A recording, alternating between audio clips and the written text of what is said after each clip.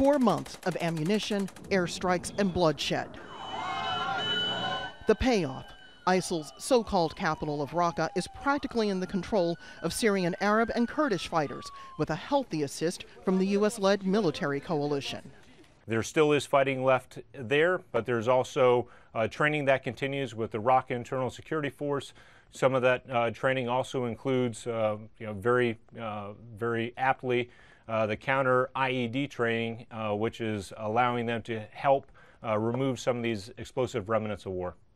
U.S. President Donald Trump quickly claimed credit for the success of the campaign, saying his guidance, quote, had totally changed the attitudes of the military. I totally changed our military. I totally changed the attitudes of the military, and they have done a fantastic job. Yeah, ISIS is now giving up. It seems that winning the war against ISIL may turn out to be the easy part. The Obama administration would only support those Syrian opposition fighters who were willing to fight ISIL, not take on the Assad government. And in Iraq, they were dealing with Kurds who felt that they should get an independent state in exchange for taking up arms against the group. Now it's up to the Trump administration to figure out how or whether it should be involved in shaping the peace in both countries. The U.S. has said before it's not in the business of nation building, a point the State Department spokesperson repeated on Tuesday. Is to restore basic services. That is our plan. It's not the sort of the nation building that the U.S. government previously engaged in other countries. Right now, we see our role as getting the basics up and running, and then eventually turning it over to to other countries and to that host country, if you will.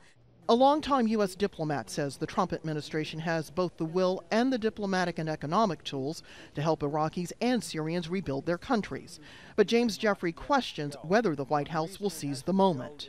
As long as there is one ISIS jihadi fighter out there, there will be a temptation to say, let's continue doing what works rather than get into this very complicated other stuff where we don't have guidance from above. And therefore, as the same group of people are working on all of these things, you tend to go with what's working.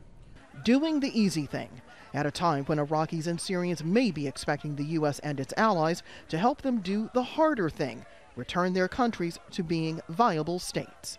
Rosiland, Jordan, Al Jazeera at the State Department.